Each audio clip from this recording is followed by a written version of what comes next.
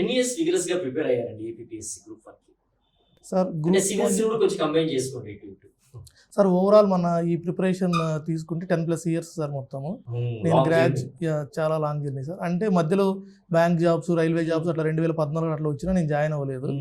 ఎందుకంటే అది జాయిన్ అయితే ఇవి వదిలేయాల్సి వస్తుంది అన్నట్లుగా. అండ్ ఫ్యామిలీ సపోర్ట్ అప్పుడు ఫైనాన్షియల్గా బాగలేకపోయినా మా ఫాదర్ లైక్ చదువు ఇది వస్తే పని ఇదే బెటర్, లైక్ అది చేస్తే నువ్వు ఒకడే బాగుపడవచ్చు, ఇది చేస్తే ఒకవేళ గ్రూప్ 1 కానీ సివిల్స్ కానీ క్రాక్ చేస్తే నువ్వు సమాజానికి నీతో పాటు చాలామంది హెల్ప్ చేయొచ్చు అన్నట్లుగా ఆ సపోర్ట్ ముందు నుంచి ఉంది.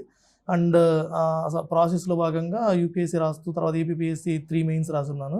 అండ్ ఈ అటెంప్ట్ టైంకి 2 ఇయర్స్ ముందు అసలు బుక్కే ముట్టలేదు సార్. ఇంకా చాలా ఎక్కువైపోయింది చదవడము, అంటే వెక్స్ అయిపోయే స్టేజ్ అనమాట. సేమ్ చదివిందే చదివి అందుకని 2 ఇయర్స్ 21 నుంచి 23 డిసెంబర్ వరకు బుక్ ముట్టలేదు. పూర్తిగా బుక్స్ పక్కన పెట్టేసి నాకు బీటెక్లో పర్సంటేజెస్ కానీ అన్నీ బాగుండేవి సార్. టెక్నికల్ నాలెడ్జ్ చాలా స్ట్రాంగ్ ఉండింది. నేను మళ్ళీ ఏం చేశాను, ఒక సర్టిఫికేషన్ కోర్సు పూర్తి చేసి క్లౌడ్ కంప్యూటింగ్లో అమెజాన్ వెబ్ సర్వీస్ని ఒక సర్టిఫికేషన్ పూర్తి చేశాను. అది కొంచెం డిఫికల్ట్ సర్టిఫికేషన్. నాకు ఈ చదివే అలవాటు ఇక్కడ ఉండడం వల్ల చదివేసి వితిన్ 2 మంత్స్లో క్రాక్ చేశాను. ఆ ఎగ్జామ్ చేసి అది పెట్టుకొని జాబ్ జాయిన్ అయ్యాను, కార్పొరేట్ జాబ్. లైక్ వాళ్ళు జాయిన్ అవ్వడంతోనే లైక్ 20 lakhs ప్యాకేజ్ ఇచ్చారనమాట. 21 to 23 వరకు పూర్తిగా సాఫ్ట్వేర్ జాబ్ చేశాను. Software in the sense infrastructure side 20 lakhs. But ఈ నోటిఫికేషన్ వచ్చిన టైంలో మా తమ్ముడు కొంచెం జాబ్లో సెటిల్ అవుతున్నారు.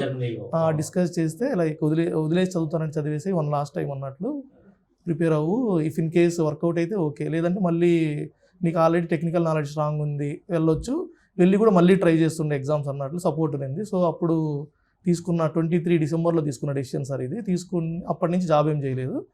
అప్పుడు తీసుకున్నప్పుడు రిస్కీ డెసిషన్, లైక్ 20 lakhs వదిలేయడం అంటే రిస్కీ డెసిషన్.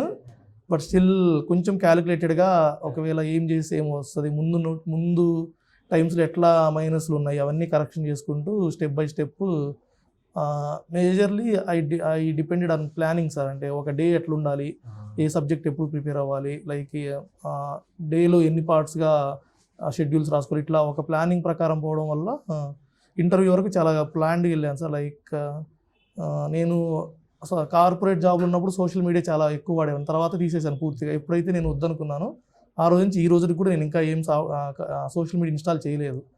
అలవాటు అయిపోయింది అనమాట, ఇంకా అవసరం లేదనిపిస్తుంది. జనరల్లీ అంటున్నారు ఇప్పుడు చేయొచ్చు కదా అని అంటున్నారు ఫ్రెండ్స్, కానీ బట్ ఇప్పుడు అలవాటు తప్పింది కాబట్టి చేద్దాంలే అన్న దాంతో అట్లా వదిలేస్తున్నాను సార్. అప్పుడు తీసుకున్న రిస్కీ డెసిషన్ ఈరోజు రివార్డ్ ఇచ్చింది.